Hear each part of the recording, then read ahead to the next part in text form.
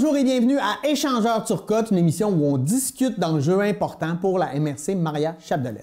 Cette semaine, on va parler d'un sujet qui me tient à cœur, le monde agricole. Moi, j'habite dans un rang où il y a plein d'agriculteurs, j'ai plein de questions à poser. Et pour répondre à mes questions, j'ai le conseiller en développement agricole de la MRC Maria-Chapdelaine, François Potvin. Bonjour François. Bonjour, merci de l'invitation. Oui, ça va bien? On a un point en commun, j'habite aussi dans un rang. Oui, bon, ben, tu vois déjà, moi j'ai toujours habité dans un rang à peu près, sauf quand j'ai fait mes études, là, OK. j'étais allé à l'extérieur. François, le monde agricole, ici on est plein de municipalités qui sont dans la ruralité, où il y a énormément d'agriculteurs, même d'Olbeau-Mistassini, qu'on pense au secteur Sainte-Marguerite-Marie, etc. Bon, il y a des agriculteurs un peu partout. Est-ce que le monde agricole dans la MRC Maria-Chapdelaine, est-ce que, selon toi, il se porte bien en ce moment? Parce qu'ils ont des défis majeurs, là, on s'entend, là, mais en général, là, est-ce que c'est quand même, on dirait que c'est positif? Oui, c'est quand même positif. C'est sûr que tu l'as bien dit, puis il y a des défis qui sont l'agriculture, là, on parle d'échanges internationaux, on parle sur une base mondiale, tu le sais. Ben là, oui, que ce soit des traités de libre-échange qui vont toucher les agriculteurs. Les grains sont rendus cotés à la bourse, et ainsi de suite. Fait que, il y a des défis, ça c'est sûr et certain. Mais je dirais que oui, dans la MRC de Maria-Chapdelaine, on a une certaine proximité qui facilite quand même là, la vie là, dans le monde agricole. Ça, je suis convaincu. C'est quel type d'agriculture qu'on a? Moi, quand j'étais petit, on parlait des patates, des fermes laitières, puis ça s'est diversifié depuis ce temps-là. Je pense qu'on Il y a eu une certaine diversification, mais c'est sûr que je ne te surprendrai pas en disant qu'on est leader dans la production de bleuets sauvages. Ah oui, oui, je n'y avais même pas pensé, mais tu as tellement raison. Oui, c'est dans la MRC, dans la province, là, c'est ici qu'on retrouve là, le plus d'entreprises de production de bleuets sauvages, c'est sûr. Production laitière aussi, on a quand même un bon ratio d'entreprises laitières. Pommes de terre, évidemment. Ouais. Puis, un petit nouveau là, qu'on voit depuis quand même quelques années qui commence à prendre de plus en plus de place, c'est la canneberge. Canneberge. On a des grosses productions de canneberge, puis ça ne se prête pas à tous les endroits, à tous les climats, à tous les types de sols. C'est quand même assez pointu, mais on commence à avoir de plus en plus là, de belles productions de canneberge. À ça, moi, j'ai été un jeune étudiant qui a été planté dans la première cannebergière dans Sainte-Marguerite. OK. Oui, une autre époque. J'étais jeune et fou.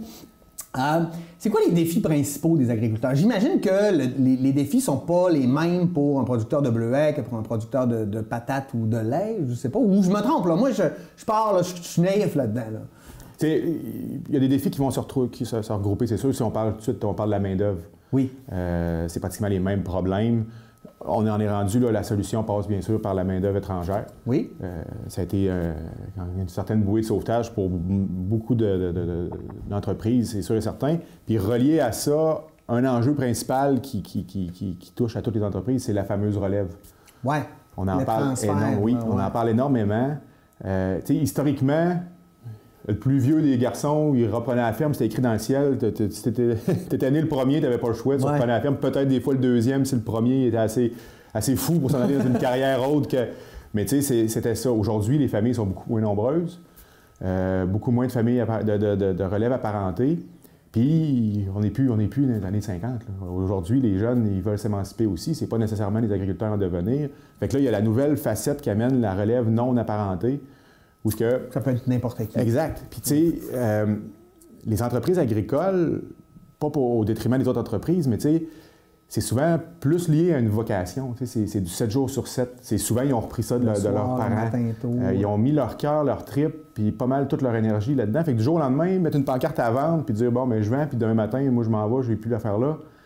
Je connais pas beaucoup d'agriculteurs qui sont prêts à ça. Là. Ils veulent assurer la relève de leur entreprise, ils veulent assurer qu'elle survive, qu'elle perdure. Fait que c'est là les défis de lien avec la relève non apparentée. Oui, puis il y en a beaucoup de fermes. Mais c'est quoi l'âge moyen des agriculteurs dans la MRC? C'est dur à dire. On l'a du point de vue de producteur de bleuets. Là, on parle de peu près 70 ans, producteur de bleuets. Il y a un sérieux défi là. Puis, comment je dirais... Puis, tu sais, ça me fait rire parce qu'au début, quand on a parlé de bleuetière, on n'y pense pas instinctivement, mais ils sont là. C'est des productions agricoles, mais on n'y pense pas tout le temps. Fait que, tantôt aussi, ils vont avoir besoin de relève. Ouais. Puis, au même titre que les entreprises, mais les années 50, 60, nos grands-parents, là, on a pas mal le même âge. Souvent, nos grands-parents étaient dans l'agriculture ou pas loin. Dans notre arbre généalogique, les agriculteurs sont assez proches. C'était des entreprises de quoi? 25, 30 vaches, gros max. petite entreprise, c'était facile de céder, les terres ne valaient pas des fortunes. Mais là, aujourd'hui, on parle d'entreprises qui valent des millions. C'est pas évident. Puis les bleuetières ont fait la même chose. Quand on a commencé les premières bleuetières, c'était artisanal, c'était pour arrondir les fins de mois, mais avec le temps, c'est devenu des entreprises. Il y a des gens qui travaillent sur des bleuetières, c'est leur gagne-pain annuel. Là. Fait que là, on parle de bleuetières qui ont une certaine valeur aussi. Fait que demain matin, qui peut acheter ça? Qui va investir là-dedans? C'est tous les défis. Puis après ça, la personne qui a investi une partie de sa vie là-dedans, elle ne dira pas, pas de problème, je vais le donner au suivant. Elle veut, souvent, les entreprises agricoles, ça va être leur fonds de pension qui va être le fonds de terre ou l'entreprise.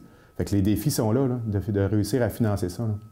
On va essayer je vais partir de mythes ou des choses qu'on entend là, pour voir aussi c'est quoi le constat peut-être plus véridique. Il y en a beaucoup qui disent, par exemple, les agriculteurs sont tous millionnaires. Bon, ils ont beaucoup d'équipements qui valent cher, mais moi, ce que je comprends, c'est qu'ils ont beaucoup de dettes que beaucoup d'argent. Beaucoup d'investissements, je ne veux pas dire dettes. Exact, c'est ça. Ils ont beaucoup... Oui, ils ont des avoirs, ils ont des terres, ils ont des tracteurs, ils ont des... c'est quand même des gros équipements, mais on fait toujours en farce. Puis ma conjointe est aussi agricultrice, puis son père était agriculteur. Puis c'est la blague qu'on ressort encore. Son père a toujours dit « Ah, moi, toute ma vie, j'ai gagné un salaire moyen d'à peu près 25 à 30 cents de l'heure. » C'est une blague, sauf qu'à quelque part, il y avait quand même un certain fond. On s'entend qu'un agriculteur n'ira pas se chercher un salaire. Oui, il va avoir un salaire pour bien vivre. Certains vivent bien, certains moins, comme n'importe quel entrepreneur. Mais c'est clair que les avoirs, c'est lors de la vente afin de... Oui, c'est ça. C'est plus pour la retraite. Oui, c'est ça. Puis de là, le défi... Puis en plus, avec les normes, j'imagine qu'il faut toujours renouveler le parc d'équipement, là. Je veux dire, je sais pas. Oui, tu sais, puis point de vue de normes, c'est sûr que on a quand même passé, depuis quelques années, il y a eu tout l'avènement des nouvelles normes environnementales qui a amené beaucoup de changements dans les entreprises agricoles, ça c'est sûr. Aujourd'hui, ce qui amène les investissements, c'est la main-d'œuvre. Okay. On passe à l'ère d'avoir des robots de traite, des robots pour nettoyer, des robots. C'est souvent ce qui vont pallier au manque de main-d'œuvre dans le domaine. Là, on commence à parler d'investissement, puis on commence à parler oui. Puis, dans le secteur normandin, on est un des endroits où il y a par concentration, où il y a le plus de robots de traite. Là. OK. C'est assez... Puis, tu sais, on n'entend pas souvent parler. C'est souvent ce qu'on reproche. Souvent, on le dit un peu, mais c'est vrai. On ne publicise pas nécessairement les bons coups non plus de l'agriculture. C'est triste un peu, mais quand on en parle aux médias... C'est souvent les négatifs. Sécheresse, inondation. C'est souvent des situations comme ça. Mais quand il y a des... on est capable de nommer la dernière ferme qui vient d'investir 1 million dans des robots de traite? Non. Un garage va faire un investissement de 500 000 dans une nouvelle machine. Ça va faire la première page du journal, puis on va en parler avec fierté, puis c'est correct. C'est ça qu'on veut. Mais il y aurait une certaine... fierté puis une certaine démonstration à faire aussi des côtés positifs du monde agricole. Là.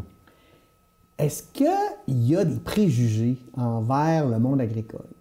Tu sais, dans le sens où, moi, je trouve que ce métier-là, il est très important. C'est la base de notre chaîne alimentaire. Il devrait être en haut de la pyramide avec les docteurs, puis avec, tu sais, les ambulanciers, je sais pas. Mais je trouve que c'est un métier important, mais j'ai l'impression que dans la société, on le regarde un peu de haut, ce métier-là. Est-ce que je me trompe-tu? Non, du tout. Puis ce que j'aime dire souvent, c'est que l'agriculture, on la prend pour acquise. Oui. C'est ça qui est le problème. C'est pas... Préjugé, je pense que la situation est plus ce qu'elle était quand on était... En tout cas, encore une fois, on parle pour des jeunes quarantenaires, là, mais tu sais... un fils d'agriculteur, s'il est arrivé un petit peu tard à l'école puis il n'avait pas eu le temps de changer ses bottes ou quelque chose, on se moquait de lui, c'est sûr. Oui, c'est ça. Fait que, je pense que là, on n'est plus là. Ça l'a changé énormément, mais comme je dis, puis je le répète, on la prend vraiment pour acquise. Fait qu'on la met comme toujours de côté. On dirait qu'elle n'était pas là puis qu'elle allait toujours être là. Un peu comme quand tu es ado, tu sais que ta mère elle va être là. Tu connais-tu un professeur d'éducation de choix de carrière au secondaire qui a proposé d'être agriculteur à quelqu'un? Non. Jamais. Mais moi, on m'a quand même proposé d'être clown. Là. Je vais reconnaître, là. Non, mais tu sais, il faut remplir plein d'affaires, puis là, ça sort, puis là, je vois, OK, moi, je deviens clown dans la vie. Bon, j'étais en secondaire 2, ça veut dire on était en 86. Ça n'a pas été ton choix? Non. Peut-être un peu. Fait que, tu sais, des préjugés, mais je voyais, là, le dernier sondage, je pense que c'est le Journal de Montréal là, qui fait des sondages, qui fait des palmarès d'emploi, là. Puis, étrangement, le métier d'agriculteur a monté quand même dans la pyramide. encore une fois, notre fameux laboratoire vivant qu'on a connu dans les 2 dernières années de pandémie, on a compris certaines choses par rapport à la nécessité de l'agriculture. Quand on a commencé à parler de pandémie, pas de pandémie, mais de pénurie, puis quand on a commencé à avoir des... Moi, là, je me rappellerai toujours, on y croit pas, puis tu sais, on ne manquera jamais de rien, nous autres, mais quand tu rentres à l'épicerie puis tu vois des tablettes vides, là, on n'est pas en guerre. Oui, OK, il y a une pandémie, c'est quand même sérieux, mais à quelque part, la chaîne n'est pas si brisée que ça. On comprend que la mondialisation, ça fait qu'on est rendu spécialiste dans tel ou tel produit, puis que là, on va manquer finalement de toutes les autres. Là. Fait que, tu sais, j'imagine en Ukraine, là, d'après moi, les épiceries ne doivent pas être pleines. Là. Je peux te garantir qu'ils sont pas pleines. Fait que, tu sais, les gens ont comme repris contact, repris conscience de l'importance de l'agriculture qu'on avait, comme je te disais tantôt, là, tu sais, du fait qu'on l'avait comme acquise, que c'était normal, puis qu'on va toujours avoir de quoi manger. Mais de l'éloigner, je prends juste l'exemple, mettons, de l'abattage. Oui, on aime bien ça, manger de la viande, puis les barbecues n'ont jamais été aussi populaires, mais il n'y a plus d'abattoir sous inspection permanente dans la région. Là. Oui, puis même, ça va plus loin, là. Tu sais, même les produits, on dirait qu'on... Tu sais, à l'épicerie, là, t'en vois plus d'os, tu vois plus de sang, tu vois plus... Tu sais, on dirait qu'on veut nous éloigner de la réalité que c'est des animaux qui sont morts, là. Oui, oui. Tu sais, c'est sûr que c'est un choix, puis tu sais, mais il y en a encore quand même qui le font. Mais on s'en éloigne énormément. Mais ça, il y a un projet d'abattoir mobile dans la région où il y en a on étudie, oui, on étudie la chose. Là. Je dirais que tout ce qui est de la filière viande, on l'appelle la filière viande parce qu'elle a été vraiment là, abandonnée là, depuis plusieurs années. Ici dans la région ou partout au Québec? Surtout dans la région. Là, présentement, là, ceux qui font... Puis on leur voit, là, on voit des initiatives de producteurs là, qui mettent en vente leur propre viande. Là. Cette année, on a vu ça un peu partout là, dans notre territoire. Mais présentement, ils font abattre à l'extérieur de la région. Il faut qu'ils ramènent leur... C'est une empreinte écologique aussi. Oui, puis tu sais, c'est tantôt là, avec le prix du carburant. Après ça... Faut pas se surprendre que la viande coûte aussi cher. Bien, c'est exactement. On est loin, puis... Tu sais, j'aime souvent faire la comparaison. C'est une chaîne. Tu sais, dans l'alimentation, c'est souvent toutes des chaînes, puis chaque maillon est aussi important. Là, on a une chaîne, on a un maillon là, qui va faire qui va virer là, jusqu'à l'autre bout de la région. Là. Fait que plus ta chaîne est longue, plus elle est fragile. Fait que, tu sais, si le maillon là-bas, il brise, ou bien il scelle, puis l'autre là-bas, il dit bah, ben, nous autres, on ne dessert plus les clients du Lac-Saint-Jean. La chaîne est brisée, qu'est-ce qu'on fait? On est mal pris. Là. Fait que, tu sais, oui, on a fait un bon détour par rapport à ta session, mais oui. Je pense que la pandémie a permis de reconnecter un peu avec l'agriculture. Est-ce que ça va durer? La question se pose. Mais oui, je suis entièrement d'accord avec toi. La base, tu sais, on l'entend souvent, pas de pays sans paysans. On entend souvent que la base de tous les peuples, ça a toujours été l'agriculture. Ben oui. Tu sais, toutes les villes, on regarde, la plupart des villes sont installées où? Sont installées en fonction de l'agriculture, puis des ressources, puis ainsi de suite. Puis là, à un moment donné, on a comme... Pourtant, j'ai l'impression que des fois, on a manqué de respect. Tu sais, on regarde tout l'étalement urbain autour de Montréal qui a pris manger les plus belles terres agricoles qu'on avait. On ne pourra pas retourner en arrière là, à ce niveau-là. Là. Tu sais, ici, on est chanceux, on a des belles terres agricoles, mais c'est pas le cas partout. Là. Non, puis ça, c'est vrai que ça fait mal au cœur. Quand tu vois, si on parle, là, pour ne pas la nommer, la fameuse Commission de protection du territoire agricole qui a peinturé la province... début des années 80, dans les fameux décrets C'était super. Hein? Dans le début des années 80, on était là. Puis oui, il fallait protéger parce que, comme tu l'as dit, si on ne l'avait pas bien protégé, moi, quand je vois tout le temps à Boucherville, là, puis que tu vois le fameux Power Center, à toutes les, je ne vois pas là souvent, fait que je vois l'ampleur, à toutes les fois, je me dis, mais voyons, ça grossit encore. Mais voyons, ça a encore grossi. Puis c'est des terres agricoles, comme tu dis, puis c'est des bonnes terres agricoles qui valent. Puis ici, on est dans le nord de Saint-Stanislas, dans une terre avec des arbres, ça de gros. Le propriétaire voudrait se faire un chalet sur son petit lot à bois. La CPTAQ va lui dire non. Comment ils font, eux autres, là-bas? C'est sûr que ça n'a pas le même impact, là. Financièrement parlant. Tu as-tu pensé du... Ben oui. non, tu sais, je veux dire, ça fait pas sens, là. Fait oui, l'importance était là. Oui, l'importance de la protection des terres agricoles, c'est sûr qu'elle est là. Mais des fois, on se questionne, en effet, là. On va venir, j'ai plein de sous-sujets. On va venir sur la pénurie de main-d'œuvre. Oui. Ça, c'est un problème qui est criant. On a parlé de robotisation, c'est une solution. L'autre solution qu'on voit, c'est faire venir des travailleurs étrangers temporaires. Ça ne serait pas intéressant pour les communautés que représente Maria Chapdelaine que ces travailleurs temporaires-là, on ne puisse pas, je ne sais pas, mais que ça devienne des travailleurs permanent qui puissent travailler autant en agriculture que... Je sais pas, moi, tu sais, j'ai l'impression que des fois, on se dit « Oh, mais c'est correct, on va venir des étrangers. J'espère qu'ils vont bien s'intégrer, mais on les met... » Tu sais, je sais pas si, on leur donnait un réel milieu de vie, peut-être que ça pourrait nous donner des futurs agriculteurs, des futurs repreneurs de fermes, je sais pas, là, je rêve. Oui. Là. Puis, j'appelle ça une victoire de 4 points, là, tu sais, faire la comparaison au sport. D'un côté, on travaille en attractivité du territoire où on est dans des milieux dévitalisés, où les populations n'augmentent pas. Puis d'un autre côté, on a des gens qui veulent venir. Il me semble que l'équation se ferait facilement, puis le lien se ferait facilement, en effet. Puis, tu sais, installons-les, comme tu dis. Le meilleur sentiment d'appartenance, puis la meilleure intégration... C'est faire partie d'une communauté, avoir l'impression que d'être de passage. D'être de passage. Puis là, je sais pas si ça se passe comment ici, mais j'ai vu, il y a eu en Ontario, entre autres, là, des affaires un peu dégueulasses qui se sont passées aussi avec les travailleurs temporaires, là. C'est pas ça qu'on veut, là, tu sais. Puis on veut que ces gens-là, justement, ils soient heureux. On veut être fiers de notre territoire, d'où on vient. On est les premiers à dire hey, venez voir chez nous comment c'est beau. Bien, quand on accueille des gens, on peut-tu les intégrer de manière... Tu sais, l'intégration, ça se fait dans les deux sens, là. Clairement. Puis, tu sais, une chose est certaine, là, qui est commune chez les producteurs agricoles, c'est leur chaleur humaine, leur bonté. Ben oui. C'est du monde qui sont proches de la nature, c'est du monde qui sont, qui ont le cœur sur la main. Fait que d'accueillir des travailleurs étrangers, tous ceux que j'ai vus sont toujours super bien accueillis. Tu arrives là, les producteurs ils ont appris bien des mots d'espagnol. OK. Il y a tout le temps des beaux climats, là, c'est sûr et certain. Fait que, oui, il ne manquerait pas grand-chose. Là, mais qu'est-ce qui manquerait? C'est une volonté politique. Là, si j'enlève là, les permis de travail ou de citoyenneté permanente. Il y a une volonté politique, puis elle n'est pas criée sur les toits, mais il y a une certaine crainte aussi, puis elle est comprenable. Tu sais, demain matin, ton ouvrier agricole qui gagne le salaire que tu es capable d'y donner en fonction, comme on disait tantôt, du salaire que toi-même que tu te donnes, devient permanent.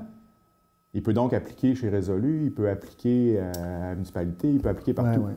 Parfait, tu sais, s'il améliore son sort. Sauf que là, on ramène à la case départ. Ça ne réglera pas le problème. C'est ça que la personne... Puis ce que les producteurs agricoles ne veulent pas non plus, c'est de recommencer tout le temps. Toutes les fois. C'est quand ils ont quelqu'un d'habitué, parce que production agricole, on s'entend qu'ils ne travaillent pas dans un bâtiment de 20 par 20 puis ils se voient toute la journée. Là. Des fois, ils vont être...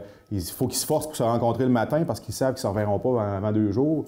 Fait que ça prend du monde quand même qui a une certaine autonomie. Mais tu sais, dans cette logique-là, là, quand ils repartent pendant 6 mois dans leur pays, qu'est-ce qui nous garantit qu'ils vont revenir, qu'ils vont ramener cette expertise-là, Non, mais tu sais, on ne sait pas ce qui peut passer. Non, puis des fois, la qualité de vie là-bas est plus possible... Pas, les maladies, une mort, la violence, je sais pas, tu sais. C'est un pari, tu sais, les producteurs souhaitent, puis ils aiment bien quand ils peuvent avoir. Il me semble que le pari des avoir ici tout le temps est plus intéressant. Je suis convaincu aussi, puis comme tu disais tantôt, tu sais, il y a beaucoup d'entreprises qui changent la relève, bien, tu sais, ça serait peut-être des inclure ou des... il y a quelque chose à faire, ça, c'est sûr et certain, puis je pense que c'est les enjeux, les objectifs sont trop les mêmes pour pas qu'il y ait un raccordement quelque part, là. Ça, je suis convaincu aussi. Ouais.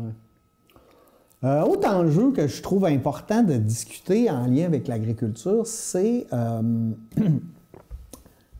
l'environnement. Oui. La question environnementale. Parce que dans la tête de beaucoup de personnes, agriculture, dehors, fruits, légumes, viande... Pollution. Non, bien au contraire, moi je trouve que c'est nature, j'ai l'impression. Mais là, ce qu'on entend de plus en plus, c'est bon, il faut manger moins de viande parce que c'est un désastre écologique. C'est vrai, là, ce qu'on voit au Brésil, entre autres, là, aux États-Unis, des méga fermes de 300-400 000 têtes. Bon. Après ça, ben, les pesticides, la monoculture. Il y a beaucoup de problématiques environnementales qui sont liées aussi à l'agriculture, qui est un milieu déjà pas évident. J'imagine pour un agriculteur, il ne peut pas se revirer de bord aux 6 mois pour changer ses pratiques. Là. Non, puis tu sais, comment ils vivent ça, eux autres? T'sais? C'est sûr que, comme je le disais, il y a eu là. Peut-être fin des années 90, début 2000, là, il y a eu un gros mouvement. Là, on pense là, entre autres là, les fameuses fosses à fumier qu'il a fallu qu'il y ait tous les producteurs, puis ainsi de suite. Fait qu'à partir de là, puis là, ça a devenu beaucoup de normes environnementales avec les modifications de la loi sur la qualité de l'environnement, sur le règlement sur l'exploitation agricole, qui ont amené beaucoup de contraintes aux producteurs agricoles. Puis à quelque part, on était là. Vous étiez prêts? Non, mais je veux dire... En tant que société, il faut évoluer aussi. Ben oui. Fait que, c'est pas parce qu'on faisait... même si on disait tantôt que l'agriculture, c'est la base, il faut quand même évoluer avec la société puis de travailler pour l'environnement, ça, c'est sûr et certain. Là, ce que j'ai un peu plus de misère dans les débats, comme tu nous disais, c'est que, oui, la consommation s'est mondialisée, mais la façon de voir l'agriculture aussi. On n'est pas tous non, on est loin de la réalité de ce qui se passe au Brésil. On est loin de la productivité qu'on peut avoir, même dans le sud de la province. Là, on est loin de là. Ouais. Puis malheureusement, les normes ou les règlements, c'est toujours du mur à mur. On a un de ces défauts-là au Québec. Fait qu'on rentre dans on rentre dans le tordeur au même titre, malgré... Puis qu'on pense à pesticides, herbicides, engrais, au prix que c'est rendu aujourd'hui, il n'y a pas un producteur qui a avantage d'en gaspiller. Ouais. Fait que, de penser qu'on en met beaucoup trop puis qu'on en tire partout, c'est pas vrai. Puis encore hier, j'écoutais Nutrinor qui se lance dans la télédétection avec le GPS pour assurer que même si ton champ n'est pas carré, que tu puisses épandre la bonne quantité sans dépasser. On a énormément évolué par rapport à ça. Là.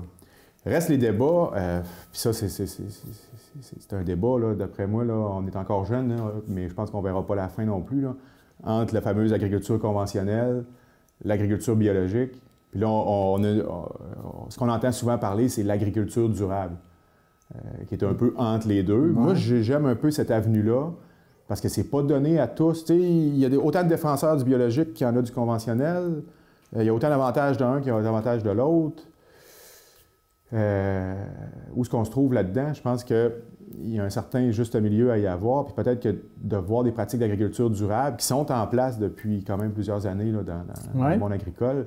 De penser que l'agriculture de notre secteur est une des pires polluantes, là, on n'est pas là. On n'est pas là, pantoute, aucunement.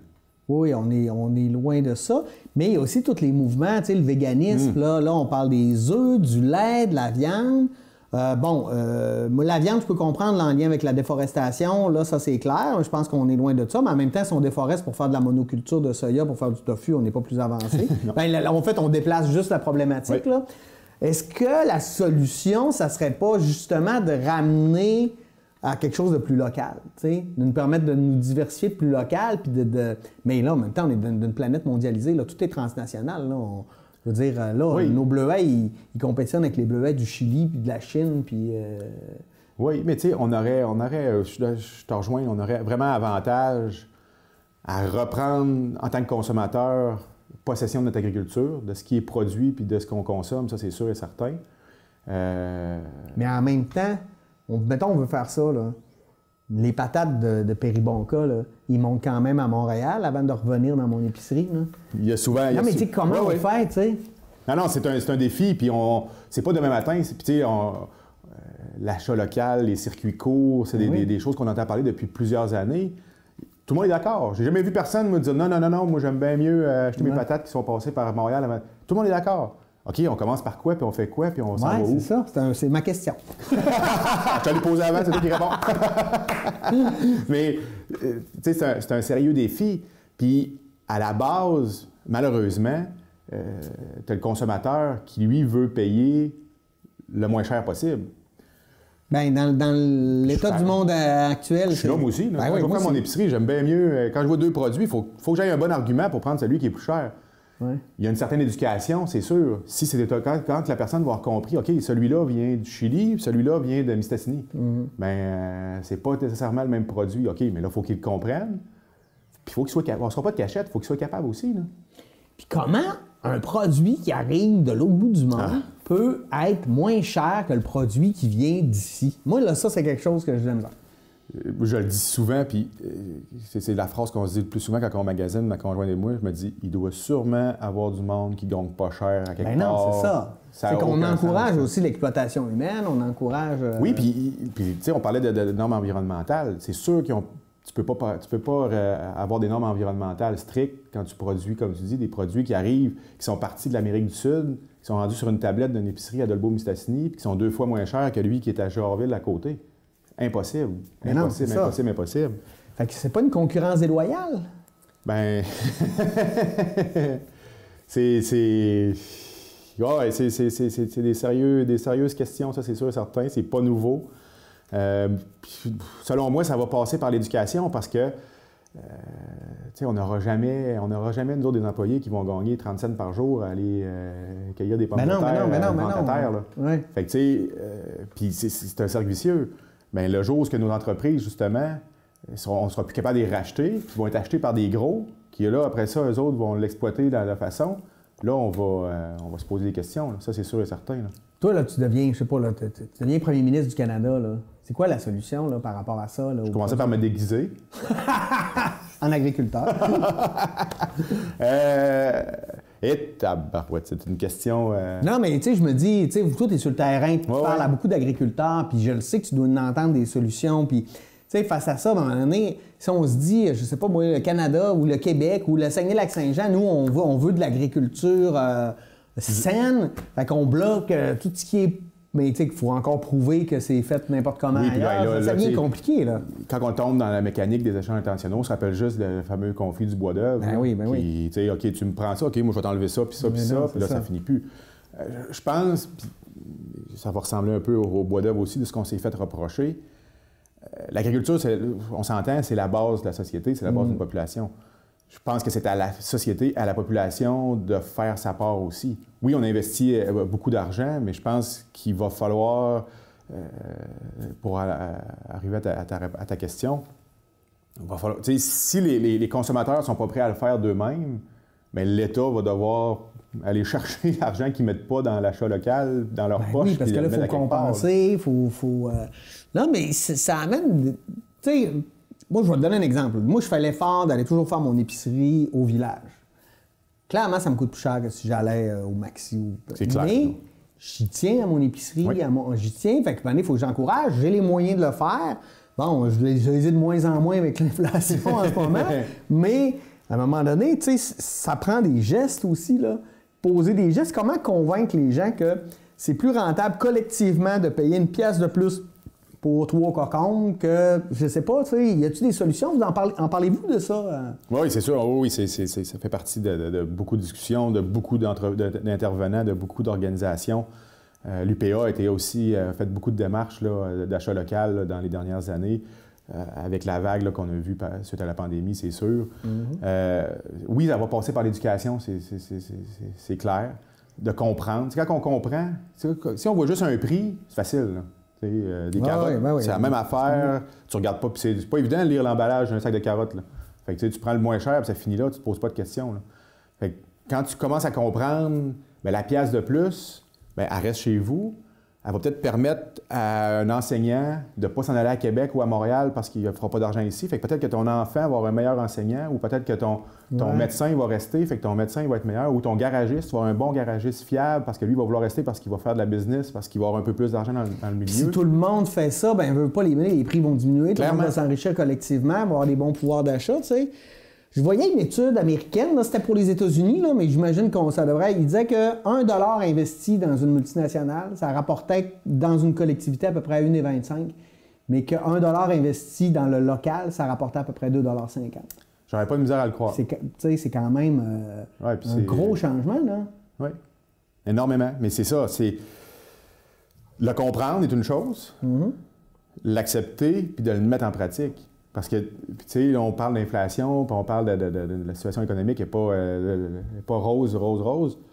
C'est où, Mané, tu vas avoir le point tournant de te dire, OK, ben là, moi, je suis plus capable, je retourne acheter mes carottes du Chili puis mes framboises. Puis j'en veux pas aux gens qui vont chez Maxi parce qu'ils n'ont pas les moyens de faire autrement, là. Mais on essaie de réfléchir. Non, puis, tu sais, pensons aux familles. Tu sais, une personne seule, c'est une chose, mais une famille avec 2, 3, 4 enfants, avec tout ce qu'il y a aux alentours à payer, tout augmente tout. On le voit, là. C'est tout qui augmente. Là. Fait que quand tu peux économiser, bien, t'as pas le choix des fois. T'as pas le choix. Je t'arrête là-dessus. On prend une petite pause. Excellent. On revient dans... On prend une petite pause. Je l'ai dit, là, mais on revient dans quelques minutes. Là. Lâchez-nous pas, on revient.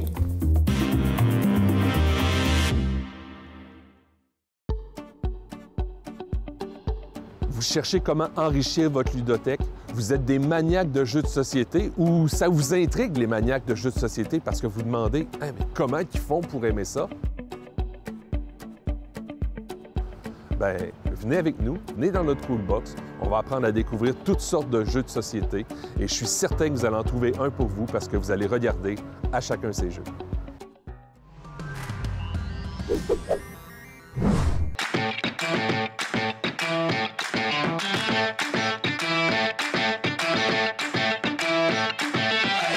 Bonjour, ici Richard Hébert.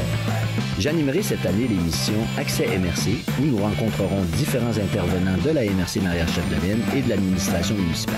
Merci et à bientôt.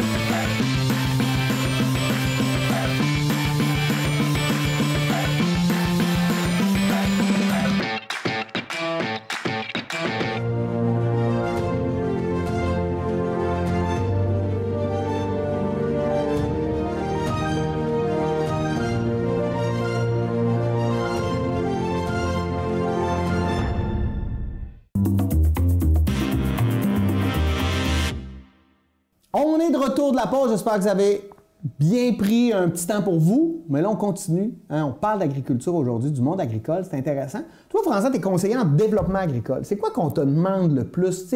Comment tu peux aider? Comment la MRC ou le politique aide ou peut aider les agriculteurs? Y a-t-il des mesures? Y a-t-il quelque chose qu'on peut mettre en branle? Mais tu sais, au niveau local, là, qui ne viendrait pas, mettons, de Québec, Ottawa ou quoi que ce soit. Bien, tu sais, c'est une décision qui a été prise. C'est un poste qui a été créé là, il y a 3 ans. Ça n'existait pas avant la MRC. Fait que juste la création, puis je parle pas de moi, mais juste la création d'un poste en développement agricole a tellement été salué puis chaleureusement bien reçu du monde agricole. Juste de dire au monde agricole, OK, gars, on y croit. On reconnaît, on y croit, on reconnaît votre place dans le secteur. On va maintenant mettre des efforts pour faire des liens, pour vous comprendre, puis pour avancer par rapport à ça. Oui.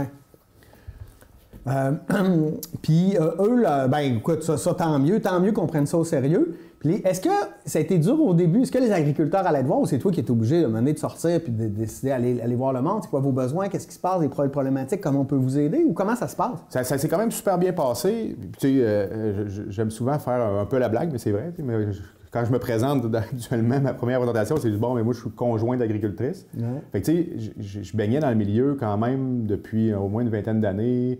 Fait que tu sais, je connaissais beaucoup de gens. Fait que ça a quand même été assez facile là, de point de vue d'implication. Mais oui, il y a beaucoup de choses là, qu'il faut défricher aussi, là, aller chercher puis aller leur faire comprendre.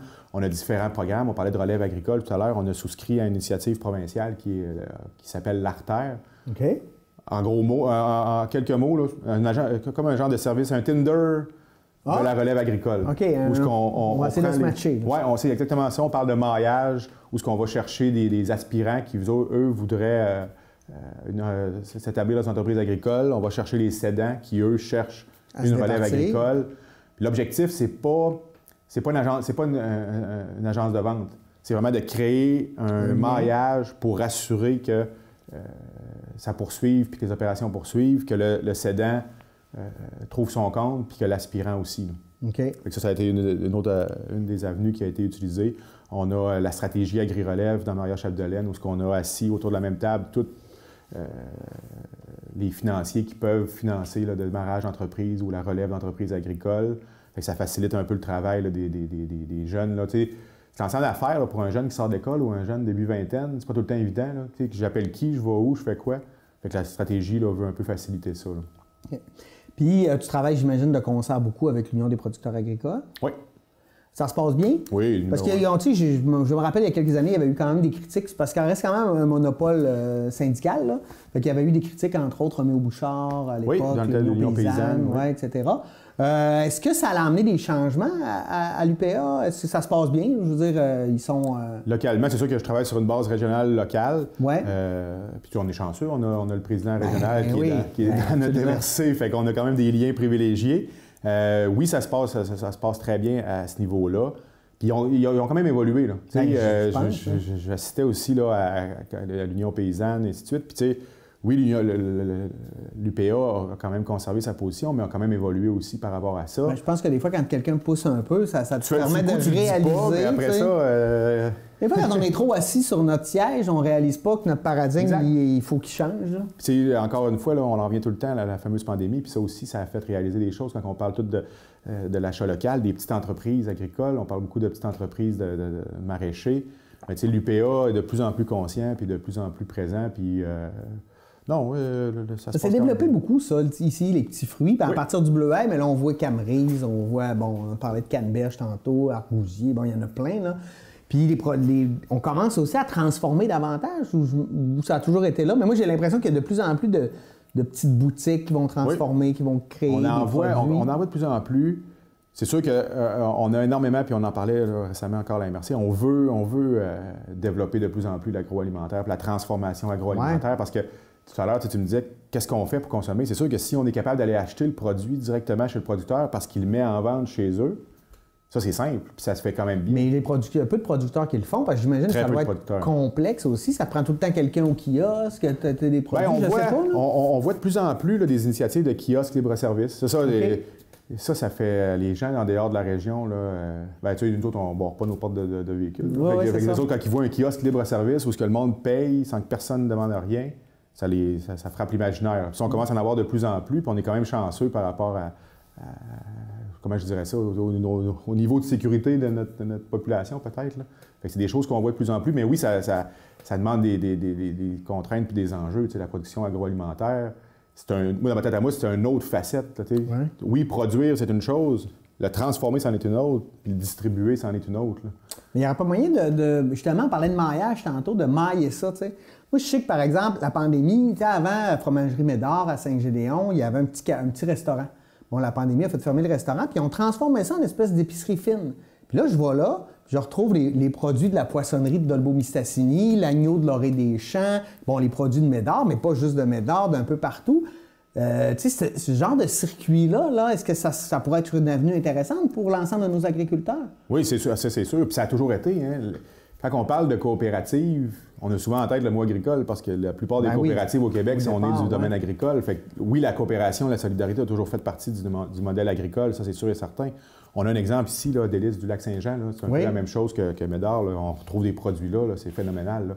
Puis oui, on aurait une certaine... Parce qu'on le voit des microbrasseries, on dirait que chaque microbrasserie organise un festival de la bière puis qui invite toutes les autres microbrasseries de la région, mais je trouve que ça fait une belle collectivité. En tant que consommateur, on est gagnant. Oui, absolument. Puis je pense que même entre eux, là, ils goûtent les bières des autres, puis ça leur donne des idées, puis on peut être fiers des autres aussi. Oui, puis ça crée un certain élan de motivation puis de solidarité, là, de pouvoir retrouver des gens qui ont les mêmes contraintes que toi, les mêmes obligations. Mais oui, on a un défi dans la transformation agroalimentaire.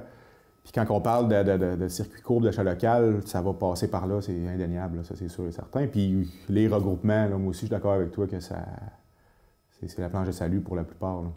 Oui, parce que ça nous donne une force en fait collective. C'est des produits des fois qui sont un peu dispendieux, mais quand ils sont ramassés à la même place, ça devient intéressant de pouvoir... Je suis convaincu que le jour où les gens vont adopter ces produits-là, puis qu'après ça, ils vont dire à leur épicier, « Ah ben non, gars, j'achète plus ta confiture, moi, c'est celle-là que je veux. » L'épicier n'est pas fou, il va la rentrer aussi, là. Il va la mettre à vendre. Fait que là, tu vas pouvoir l'acheter en épicerie, ça c'est sûr et certain, là. Oui, parce qu'on l'a vu que les microbrasseries, d'ailleurs, au départ, ils n'étaient pas dans les épiceries, puis aujourd'hui, il n'y a pas une grande surface. Exactement. Parce qu'ils ont besoin. Les grosses brasseries sont rendues qui achètent des microbrasseries, ça c'est phénoménal. Oui, ils veulent récupérer ce qu'ils ont perdu. Fait que tu sais, l'exemple est super bon, c'est vrai, là. Toi, ta conjointe est agricultrice. C'est quoi la vie d'un agriculteur en 2022? Tu sais, je veux dire, moi mon grand-père est agriculteur, il a cédé ça au frère de ma mère, qui, à un moment donné, a tout vendu parce que la vie devenait compliquée. Bon, l'agriculture, c'était compliqué.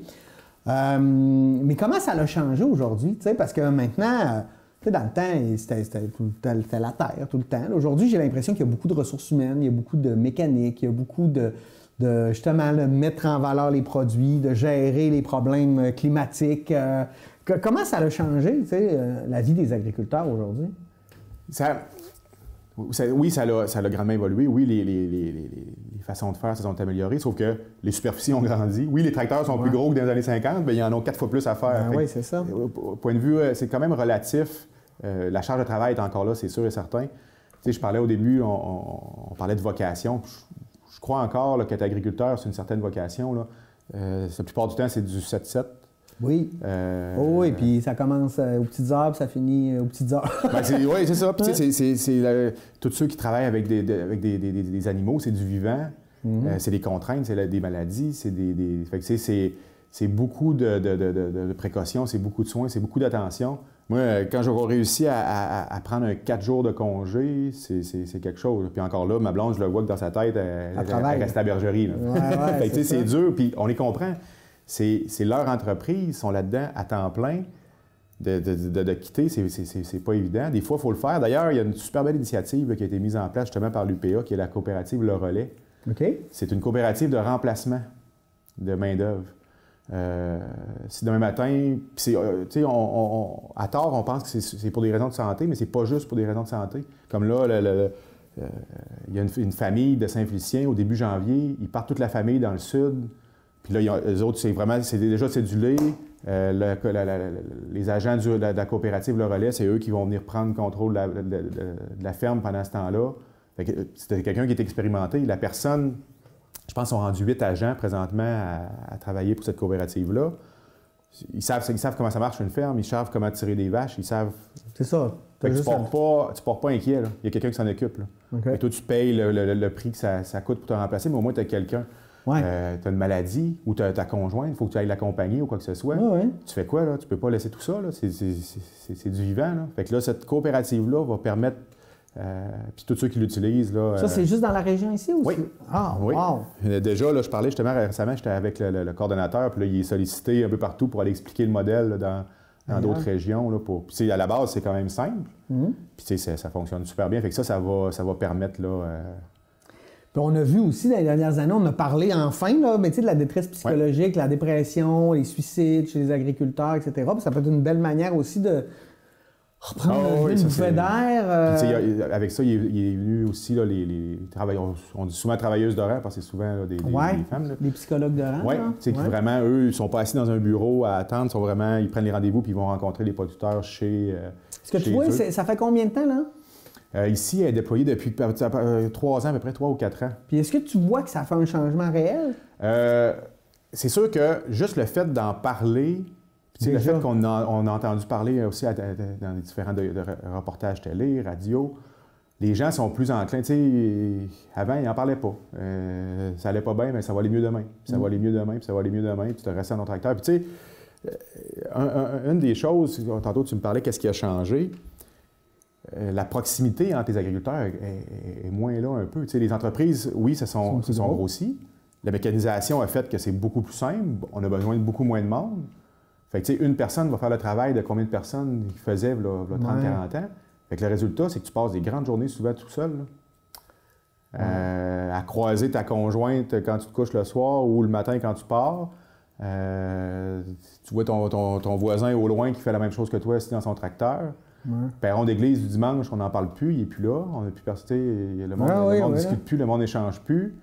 Ça referme un peu, ça c'est sûr que c'est un autre défi. Fait que, tu sais, les travailleuses de rang, puis tout le fait de parler de cette fameuse détresse-là, on en parle déjà mieux qu'on le faisait, mais on a encore à en parler encore plus, là, on va gagner. Oui, parce que c'est pas facile. T'sais, moi, je pense juste aux problèmes climatiques. Puis là, on va en avoir de plus en plus. Mais même déjà avant ça, je veux dire, des sécheresses, des inondations, des tornades, il y en a toujours eu, mais là, c'est comme il y en a de plus en plus, sont plus forts.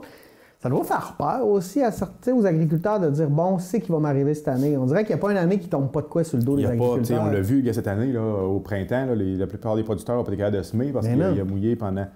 Puis les autres, c'est leur gang-pain direct qui va être... Puis là, après ça, là, on les voit dans les médias, puis là, ça parle avec la financière agricole pour l'assurance stabilisation, puis là, on parlait des préjugés, puis il y en a peut-être un là. Le monde va dire « Ah, on sait bien, ils sont tous financés. » Mais tu sais, demain matin, là, moi, tu tombes malade une semaine, puis là, je te dis « Bon, mais là, vu que tu as été malade cette semaine, tu n'auras pas de paye pour la prochaine année. » Non, c'est ça. Tu ne seras pas de bonté. Écoute, change de job, là. Tu vas crier, tu vas dire, ben là, j'ai besoin d'aide. Ouais. Fait que, tu sais, le producteur qui réalise, OK, gars, là, tu ne réussiras pas à semer à temps parce que tu ne réussiras pas à récolter avant l'hiver. Fait que, oublie ça, tes revenus cette année. Puis là, lui, ses semences sont achetées, ses engrais sont achetés, tout est là. Là, tu viens de dire, les milliers de dollars que tu viens d'investir, ben là, c'est une perte pour cette année. Ouf. Oui. Oui, donc c'est dramatique. Tu l'as dit, puis là, on parle des verglas, puis les redoutes durant l'hiver, puis le bleuet quand ça des gèle. couvertures de neige qu'on voit plus comme on voyait avant. Oui, puis ça va juste empirer. Mais il peut y avoir des choses positives là-dedans, dans le sens que peut-être que le type d'arbre, le type de semences qu'on va pouvoir faire, on va pouvoir changer aussi. L'agriculture va évoluer avec les réchauffements climatiques. Quand on parle, oui, tu sais, comme on était dans des rencontres justement à l'Agri-Climat, qui est une initiative là, super intéressante par rapport à ça pour la prévision des situations. Puis tu sais, on prévoit une amélioration des jours thermiques au lac Saint-Jean. On s'entend qu'on a un climat nordique. Fait qu'on peut, là, les producteurs vont dire on va pouvoir faire du soya, on va pouvoir faire du maïs comme ils se faisaient dans le sud. Oui, mais tu sais, il va arriver des insectes, il va arriver des parasites, il va arriver des maladies qui ont dans le sud qu'on n'a pas aussi. Là. Fait que tu sais, ça devrait. Ça se balance aussi. Là. Fait que tu sais, c'est à prendre Mais ça va peut-être donner, par exemple, des périodes de semences ou de plus de récoltes parce qu'on va être capable d'ensemencer des fois 2 fois, des fois... Sauf que, tu sais, les hivers dans le sud du Québec, là, des couches de neige d'un pied, là, ils ne voient plus ça depuis plusieurs années. Là. Ça c'est une problématique? Oui, parce que là, tantôt, tu vas avoir tes champs qui vont être exposés. Une bleuetière qui n'est pas couverte de neige durant l'hiver, ça, c'est la plus grande crainte des producteurs agricoles. Les autres, ils ont hâte que la neige vienne tout cacher puis qu'elle reste là pour tout isoler. Fait que Puis la transition, ça va être longue. Tu sais, c'est pas comme si je te dis demain matin, à partir de demain matin, on gagne 30 jours de. Non, ouais, c'est ça. Ça va se faire tranquillement pas vite, au détriment d'autres choses. On va en perdre d'un bord, on va en gagner de l'autre. Fait que, tu sais, demain matin, moi, personnellement, tu me dirais, on reste comme ça, là, ou on améliore la chaleur. Je te dirais, on reste comme ça, c'est sûr et certain. Là. Ouais. On est capable de faire de l'agriculture dans les conditions qu'on a aujourd'hui. Plus on va les changer, de façon surprenante. On parlait de tornades. Oui, c'est vrai, on n'en voyait pas. Là, des fois, on en voit du grésil, on voit du verglas durant l'hiver, des pluies durant l'hiver. Moi, jeune, j'ai jamais eu de pluie durant l'hiver. Là, maintenant, c'est des choses qui ont quand même comme des éclairs durant l'hiver. On n'a jamais vu ça. Fait que, tu sais, c'est des situations exceptionnelles qui commencent à l'être de moins en moins. Fait que ça commence à être des sérieux casse-têtes là, pour quand on travaille avec la nature, ça, c'est sûr. Ouais, ça devient compliqué, en fait, pour de tout gérer, de tout voir, de tout prévoir. On dirait que quand après ça va être une maladie pour tel type de légumes. Ou, ou des insectes. Est-ce qu'il y a un avenir pour revoir des plus petits producteurs qui vont dire, moi, je me ferais juste un champ de choux, puis je mettrais ça, je me ferais des paniers de choux que je vendrais partout, là. Tu sais, je veux pas exporter, je veux que ça reste chez nous. Est-ce qu'il y a un marché pour ça? Est-ce que il y a une rentabilité? Est-ce qu'on pourrait faire ça ou on n'est pas là? L'agriculture est rendue trop grosse, trop intégrée dans le système économique? Moi, j'y crois. Personnellement, j'y crois. Puis on en parle, tu sais, une révolution, ça se fait pas... Non. Puis tu sais, on en parle, tu sais, ces fameuses petites entreprises-là, puis on parlait de l'Union paysanne tout à l'heure. Ça fait quoi, une quinzaine d'années qu'on entend parler? Fait que, tu sais, puis ça a quand même évolué, ça a quand même cheminé. Là. On en voit de plus en plus des petites entreprises agricoles naître, on en voit de plus en plus des gens, appelons ça un sideline plus, là, où oui, tu as un emploi parce que tu n'as pas le choix, mais tu as quand même une entreprise agricole dynamique à petite échelle, à l'échelle plus humaine.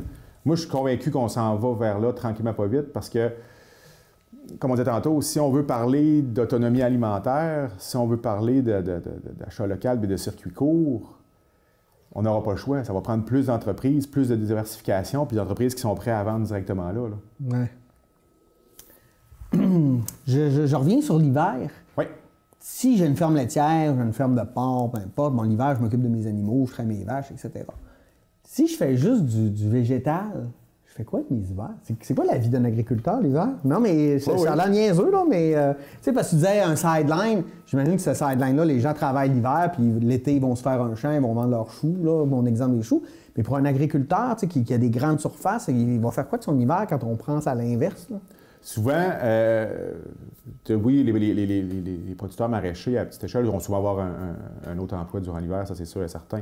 Si je pense à des producteurs de grains, mettons, toute la mise en marché, il y en a qui ne se compliqueront pas la vie, ils vont prendre des contrats à l'avance, mais il y en a d'autres, il y a une certaine gymnastique à faire aussi avec tout le marché des grains, et ainsi de suite. Fait qu'il y en a beaucoup qui vont se concentrer là-dessus durant l'hiver, qui vont s'occuper de l'administration de leur entreprise, qui vont s'occuper de la préparation. Tu sais, à partir du mois de mai, on le voit, là, les producteurs, on les perd. Là. On commence à les revoir réapparaître tranquillement.